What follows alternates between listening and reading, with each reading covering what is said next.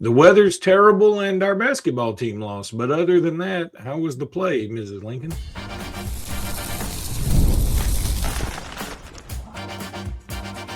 You are Locked On Bama, your daily podcast on the Alabama Crimson Tide. Part of the Locked On Podcast Network, your team every day. Hey, everybody, and welcome back into Locked On Bama, AHSA Radio Network's Luke Robinson. That's me. Alabama internet legend Jimmy Stein. That's him. This episode is brought to you by FanDuel. We'll talk about FanDuel in just a little bit. I want to thank you everydayers for joining us every day because you help make Locked On the #1 sports podcast network there is. You guys are the greatest. Jimmy, we got a lot to talk about. Obviously, the basketball game last night, Charles Bediako's return, the loss. We're going to talk some more about your roster rankings, which are, we got to catch up on some of these. We need some news to slow down a little bit so we can catch up. Yeah, if y'all would, just let us catch up on the roster rankings. But I think we start with Coach Kap is out as the offensive line coach. I think this is a move a lot of people are behind and have been anticipating. So the question becomes, well, first of all, did you like the move? And secondly, who do you think is going to be the next guy? I did. I think this is something that sort of had to be done. I know they struggled with it a little bit, and this is why. I mean, I know that this was almost a popular termination with fans who really were disappointed in the run game and in the offensive line. Like we've talked about on the show here several times, I think the run game issues were a lot deeper than just the offensive line, which was an issue. There's no doubt. I'm not saying it was an issue. It was an issue, but I don't think it was the only issue as to why the run game struggled all year long. And I think Coach Kap became sort of a, as we would say here, an scapegoat for the run game. But I do think that this move needed to be made because there needs to be a completely torn down, rebuilt offensive line that's sort of the focus of, okay, we're rebuilding this run game. That means starting over up front. So in that sense, I understand this. I do think he's a good football coach, which is why he's been an offensive line coach in major college football for a long, long time. And I'm sure he'll land on his feet. As to who's going to replace him, BOL has an interesting name. BOL reported yesterday sometime, that a name out there is Adrian Clem. It's unclear whether he would be the offensive line coach or possibly the assistant offensive line coach. For those unaware, a couple of years back, the NCAA changed its rules because every single rule has changed and what matters anymore. But there's no rule anymore about number of assistants you have. We used to have just you could have 10 assistant coaches and that was it. And then beyond that, a support staff, and support staff couldn't coach the football team. They could only do their little support staff jobs. Well, that's radically changed. Now support staff can coach football. There's no limit as to how many assistants. So I think what's going to happen here, Luke, is there will be an assistant offensive line coach. There'll be an offensive line coach that replaces Kap. And then he'll have an assistant that will help him with the offensive line. And I think both of these names are going to be sort of name guys. I don't think it's going to be an offensive line coach and then what amounts to a GA. It's not going to be that. I think it's going to be a significant offensive line coach name followed with an assistant. Adrian Clem has an interesting resume. He certainly has coached big-time football. He's been an offensive line coach in the NFL. He coached for the Patriots under Belichick. I know he's been at Southern Cal. He's been at Oregon as an offensive line coach. So it could be him. A name I've also heard is Brandon Jones. He's the offensive line coach at Missouri. That's a name that I heard that could be involved.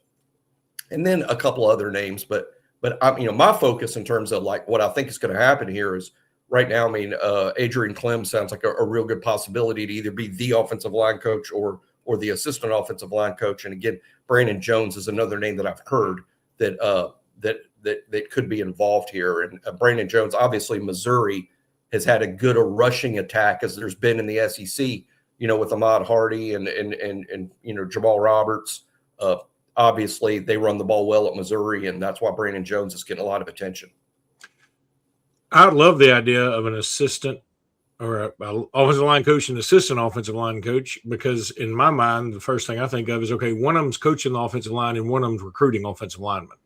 I mean, that's the way I look at it. Other people may think differently, but I don't want I need an offensive lineman to come in with good production and good teaching skills, more so than somebody who is just a good recruiter right now. I mean, I feel like we've had some good recruiting in the offensive line, but the offensive line seemingly has been a problem for the last several years. I mean, going back even to the Saban days. And so I kind of think I'm looking for quality coach over quality recruiting, even though my mantra has always been, you got to get the Jimmies and the Joes first to coach them up. I think we've got some Jimmies and Joes, or at least first cousins of Jimmies and Joes. And so I think if we had somebody that can teach them a little better, that would certainly help. Because last year, I honest to God, and I'm not going to pretend that I am an offensive line coach, but when you just look out there on the hoof, you feel like we've got the players to do better than the way we performed. Yeah, think about this, man. I mean, this would be like, man, because this is new to me thinking about it. As we know, Parker Brailsford and Caden Proctor have left. Proctor is a projected first-round pick.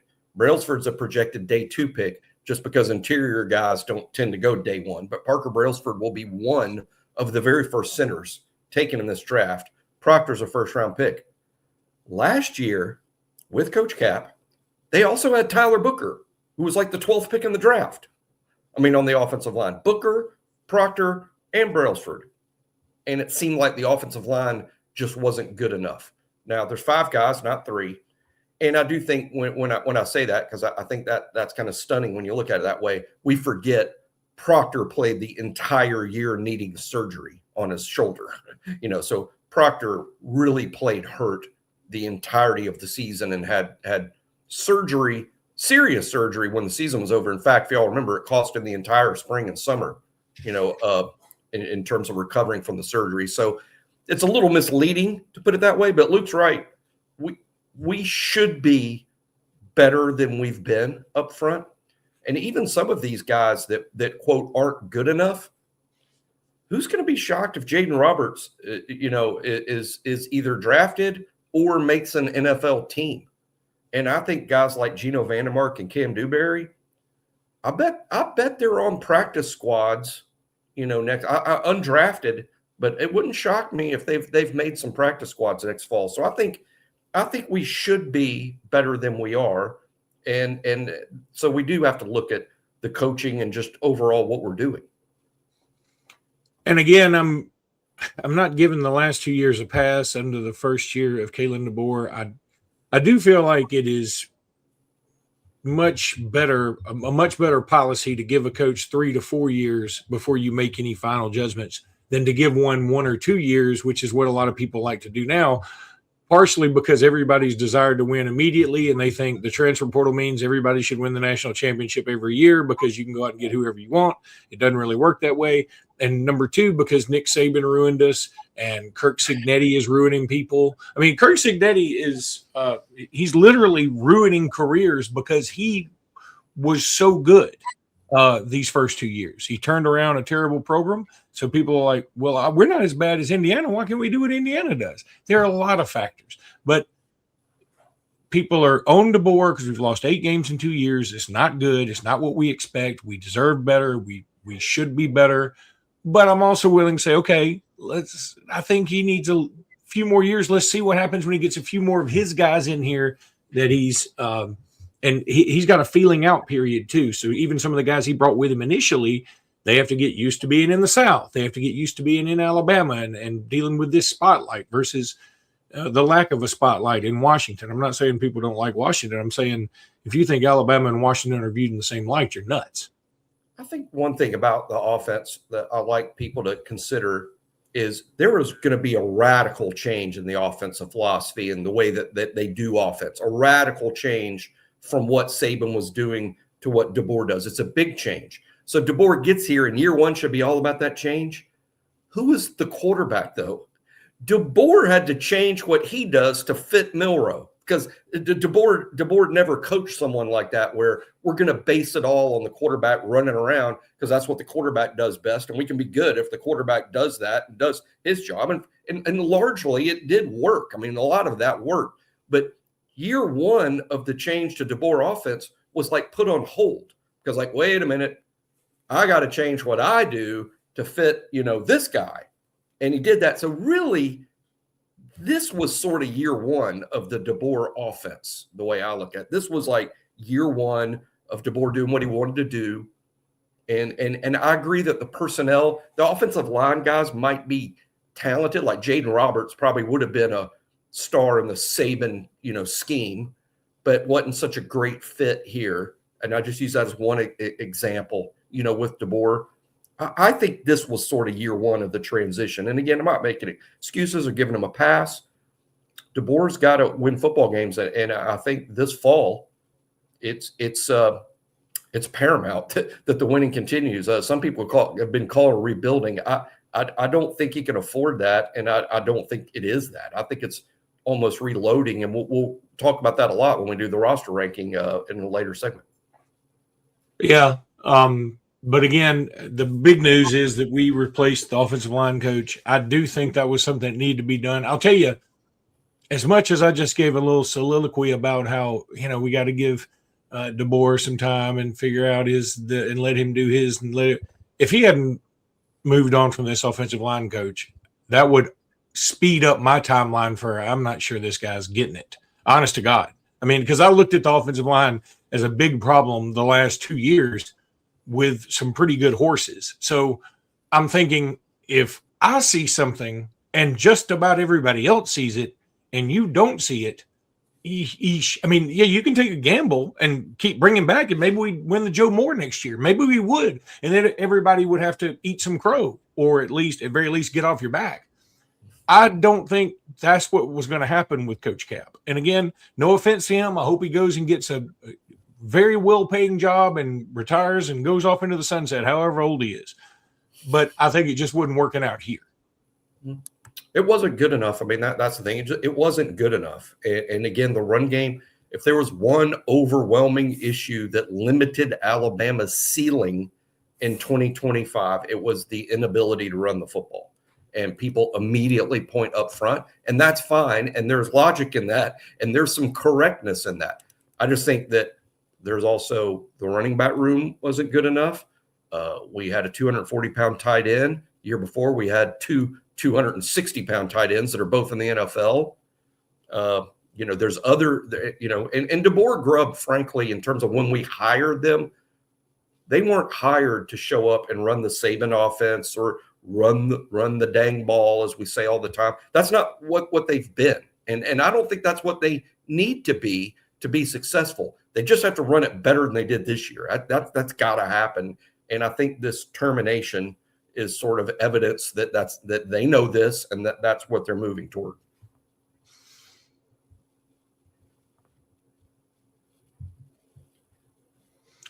Going to talk a little FanDuel now, if I can ever click on it, and I did. That's yay me. FanDuel is fantastic. Y'all know it's fantastic. It's the last call for football on FanDuel. One final Sunday upcoming. One last kickoff upcoming. The final chance to get in on the action before the NFL season officially comes to a close. That makes me sad. This is Super Bowl 60. FanDuel is making sure you're on the right side in the middle of it all with a special offer just in time for the biggest game of the year. Whether you're backing the favorite, riding with the underdog, or building one last same-game parlay, this is the game everybody's been waiting for. This is where predictions turn into plays, stats turn into storylines, and every snap feels bigger. It's the perfect way to cap off the season and make Super Bowl even more exciting from kickoff to the final whistle. If you're a new customer, bet just $5, 5 smacks, and get 200 in bonus bets if you win. Make it count, because after the Super Bowl, the season's over, yo. Last call for football on FanDuel, an official sportsbook partner of Super Bowl 60. So visit FanDuel.com to get started. Jimmy Stein, Garen, Deadgum T. So I'll tell you something. Bobby Bowden guarantee. That was very almost forced. It was like Tommy Lee Jones. Tommy Lee Jones is the only actor who I think is from Tennessee, but when he uses a Southern accent, I'm like, nobody talks like that. I mean, he's like a hokey Southern accent. Like, you're from Tennessee, just talk, man. But anyway, really quickly, last night went to the basketball game with a couple of friends, and one of them brought their wife, who is pretty as a speckled puppy, and she's nice, and she's from Columbia, and she couldn't be any nicer. And her English is 200 times better than my Spanish, even though I try and get her to teach me Spanish occasionally. It never works. And she's just nice as she can be. And so last night we were talking about, she was like, you went to Los Angeles? I was like, yeah, I went to Los Angeles, got their butts kicked. It wasn't any good, yada, yada. So after the game, when we lose to Tennessee, we're going to talk about that in the third segment, I'm talking to her and I said, man, Angelica, you're bad luck. We can't bring you anymore. She goes, well, I wasn't in Los Angeles. And I was like, okay, maybe I'm the problem. That's a good point. I thought that was a good, I was like, okay, you got me. It's messed on me. Maybe I need to quit going to stuff. Anywho, so roster ranking. Yep. Where are we and who is it? I think we're at 50, which is a good round number. And Luke Metz. This is Luke Metz, and we're going to 49's Mal Waldrop. And they're back-to-back here, and I think similar. I'm going to talk both about them at the same time, even though Luke Metz is a linebacker and Mal Waldrop is an offensive lineman. They're two of the reasons that I think people are underestimating how good this team might be. I'm not projecting that either kid will be a starter this fall, but what I am projecting, and I'll project it loudly, if they get beat out, whoever beats them out is a good football player. I mean, Luke Metz and Mal Waldrop will either start, and that's very possible. They'll either start or they will push the heck out of whoever's starting, because I think both of these kids are ready to be starters even early in their careers. Metz played all 15 games last year as a true freshman. A lot of people might not realize that because he wasn't a frontline guy, didn't play a ton of snaps at linebacker, though he did play some. But Luke Metz played every game special teams. He's special teams player of the week a time or two. I think he made nearly double-digit tackles, which is impressive when all you're doing is kick and punt coverage. He was one of Alabama's very best special teams players right off the bus. Kids that profile that way tend to be really good players at their positions down the road. The guys that get off the bus, one of your better special teams players, those kids become starters over time. I fully expect it. Luke's up to 6'3", 230, so he's ideal sized now to play the inside linebacker position. I think he's a major candidate to be a starter, along with Caleb Woodson, the transfer from Virginia Tech, along with Caden Jones, along with QB Reese.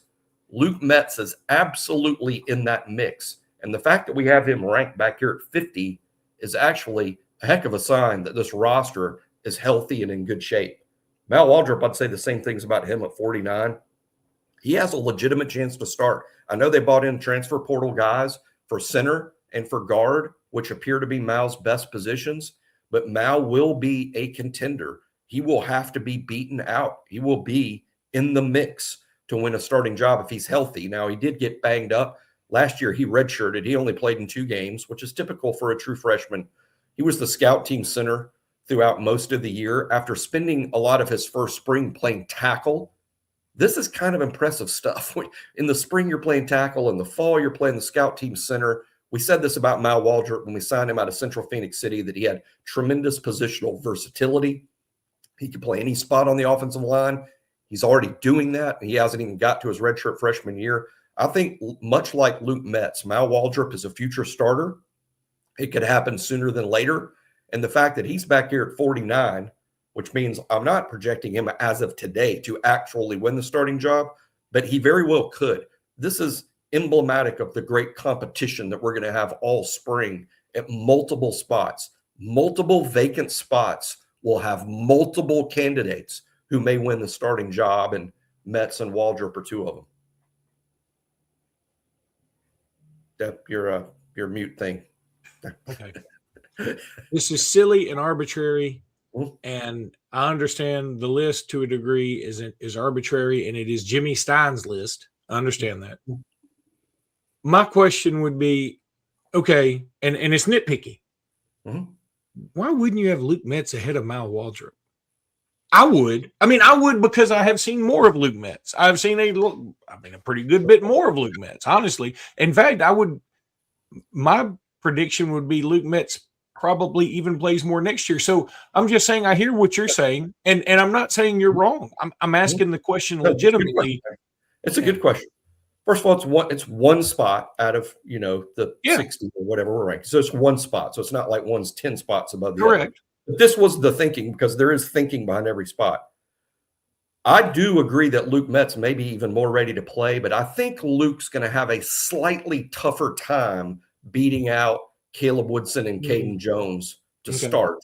Whereas Mal Waldrop, who does also have to beat out transfer portal guys like Delgatti and Strayhorn from Michigan, Will Sanders, he's got, I think, I wouldn't say an easier time. It's not easier, but I think Mal Waldrop, I would give him a slight edge in more possibly becoming a starter than Metz this fall. So it's really kind of like who we would see. This ranking is who's the best players on the team. Obviously, the best players play. I think Waldrop, I would give him just the slightest edge over Metz in terms of who's more likely to win a starting spot this fall. Okay. I mean, it's fair enough. And it's a quarter inch. It's not. Yeah. It's not a dramatic. Look, and it's just I probably would have them at least flip-flopped. It's not even a critique. It's it depends on how you want to rank it. And that's fair. So want to talk now about Mazda? Yeah, Mazda. They're back. They're back, baby. And you're going to go get you a Mazda. Whether you want to or not, you're getting a Mazda. Let's get in the car. We're all going to get a Mazda. This is Mazda's moving the game forward. For those who show there's more to the score than what's on the screen, these Mazda is just what shows us of what it really takes to raise the bar. It's that extra work off the court, dialing in every detail, giving that little extra fire and that grit, and I never quit. You know what? It's like Nate Oats. Nate Oats, he saw something. The NCAA gave him an opening, whether you agree with it or not. Nate Oats is innovative. Nate Oats has a desire to win, and he wants to find a way to get up the ladder even more. So he looks at it and goes, hey, if all these people are bringing in Euro pros, why can't I bring in Charles Bediako? Let me just see what happens. What's the worst that can happen? They can say no. And guess what? They did say no. But then we got a judge to say, okay, yes. So now we probably will end up with Charles Bediako the rest of the year because Nate Oats is forward thinking. You may not like it, and I totally understand why you don't like it. But you at least got to applaud the ingenuity, and you always want to applaud the ingenuity of Mazda because they never quit either. Mazda puts that same passion I was just talking about into every single model. Highlights make the reel. What it took to get there is what makes it count. There's more to a Mazda because there's more to you. To you, yes, I believe in you. And I believe you're going to get a Mazda. Should be noted, Jimmy does not believe in you. He told me so. If you bought a Mazda, I would. That's where I'd flip. I'd flip right Jimmy there. said, I don't even like that guy until he buys a Mazda. I owned a Mazda at one point. So I think Jimmy went to the game last night too. We just didn't see each other because the weather was disgusting. Oh, gosh. Oh, it was disgusting. I mean, like, I got it. And this is how dumb I am. I mean, like, there's something about me that just does not like preparation, as evidenced by this podcast. And last night, I get out of my buddy's truck with the other couple that we're with, and like, I'm just wearing own shoes and no umbrella and just a regular old jacket, and it's raining like heck, and there's puddles everywhere. And he goes, did you even look at the weather? I was like, I did. And then I still decided to do all this, so I had to borrow a rain jacket from him, and I mean, it's just stupid. And then, you know, I'm soaking wet. My feet are wet because I didn't wear any duck boots or whatever. And then you get to the game, and we get up by 7 or even maybe 10 early. And then, you know, look, we miss. I was not heartbroken after this game. There's some people, I saw some people upset because they're upset after every loss. This game didn't really bother me that much. It bothers me in the sense that, look, we're not winning the SEC. We're not good enough to win the SEC. Let's be honest about it.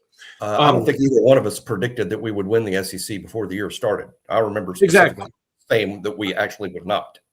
I didn't predict we'd have 2 SEC losses at home very early to Tennessee, an unranked Tennessee and an unranked Texas. I did not predict that. And that is bad.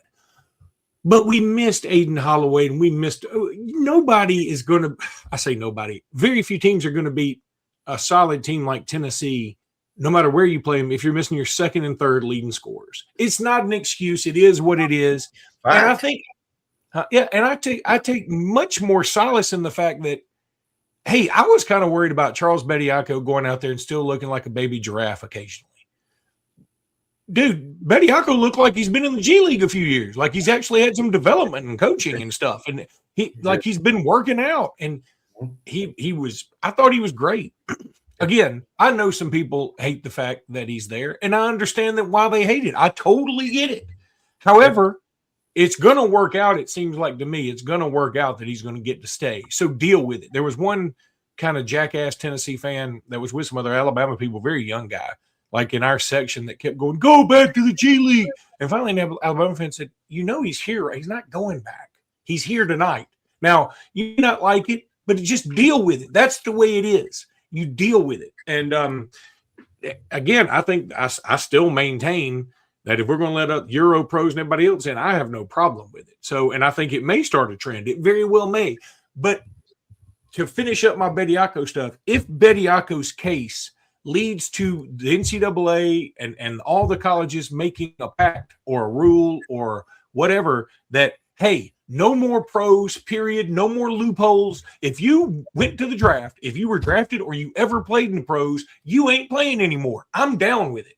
But as it is, I want Bediako on my team if we're going to keep doing all this other junk. That's the bottom line. Now, I thought Bediako was very good. I thought, man, when he had that first dunk off like an inbounds play or whatever, I mean, the place went nuts. It was great.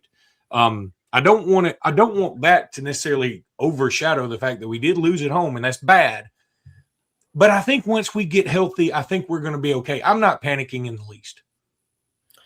Yeah, we said, I think, in some of the over-the-top negative reaction, I think there's this idea that, I don't know, that people must have thought we were going to win the national championship or be a Final Four team. Who knows? Maybe something like that happens.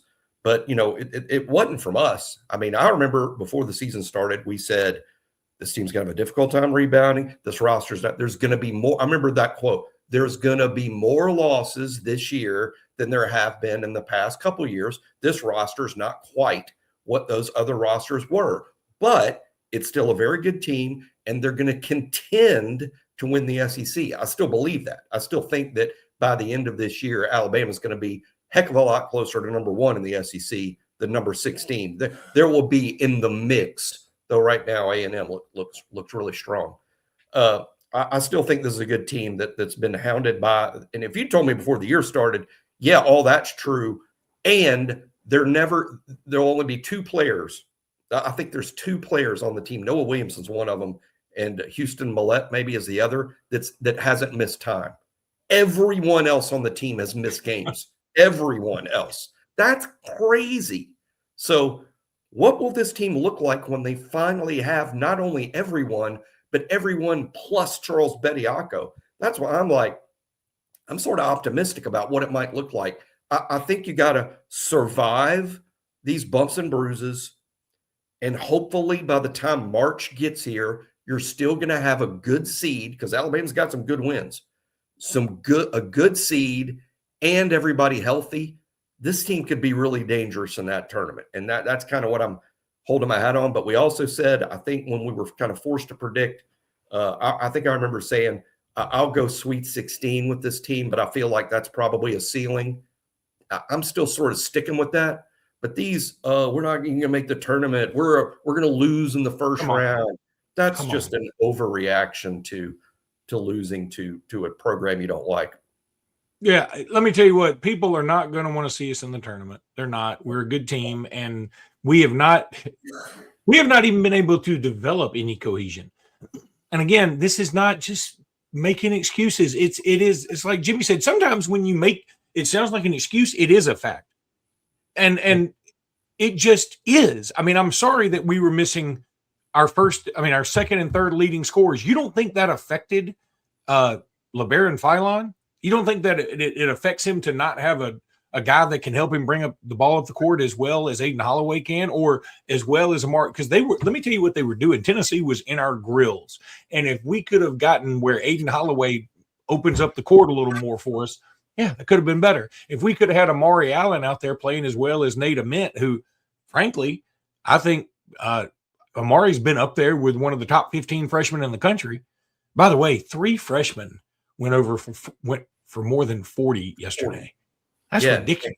DeBanza was one of them, right? Yeah, DeBanza was one. Let me see, the guy from Illinois, Wagler or something, Wiegler.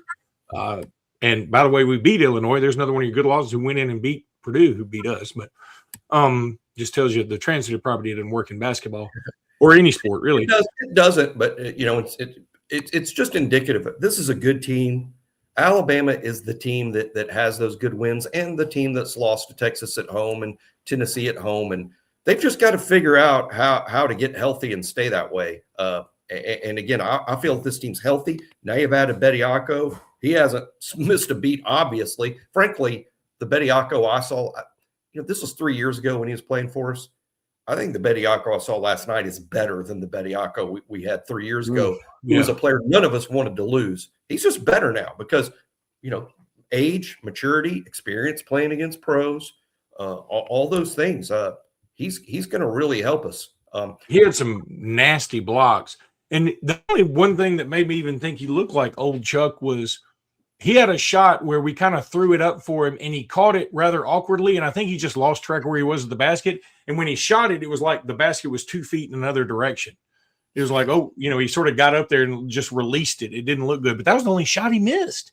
I'm going to be critical. I will be, like Jimmy's never critical. No, I'll be critical here. Here's one thing. When you're missing Holloway and Amari Allen, then I think 3 players in particular had to really step up. Latrell Wrightsell, Houston Millette, Aiden Sherrill, Taylor Bowen. That's 4 players.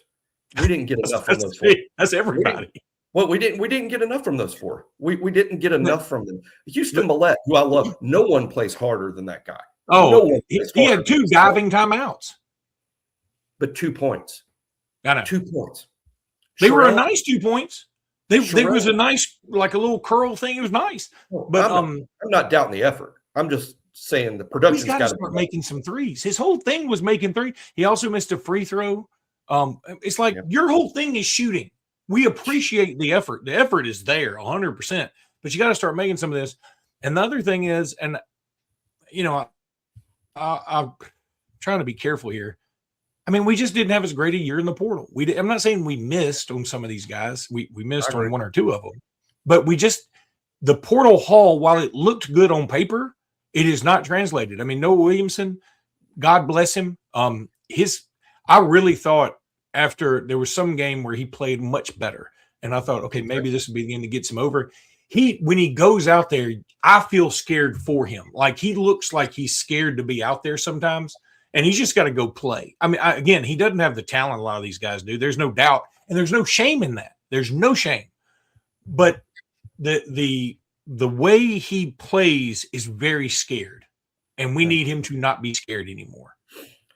Yeah, I'm not sure that he's would be a starter at any other SEC school. Based on what we've seen so far. He did have the Kentucky game. It would be nice to see that again. I do think Bediako is very likely to eat up a lot of the minutes that Noah was normally getting. Now, we were down to 8 or 9 guys last night, so everybody. And Sherrill's in foul trouble. And also say, I'm not just going to pick on him in terms of some portal disappointments. So far, we're not getting much from the kid from Miami that everyone was really high on. Now, I do think his preseason injury maybe possibly leading to some of the – but we're not getting production from Jaleel. And Bowen – he plays in flashes. Sometimes he flashes like, oh, this is going to be a dude. And, of course, Bristow's unavailable. The portal class hasn't been a huge help. The freshmen are. I mean, in terms of Amari Allen, and I hate that we're missing Davian Hannah, who's clearly showed a lot of flash, but he's hurt. London Jimison's a good player for sure.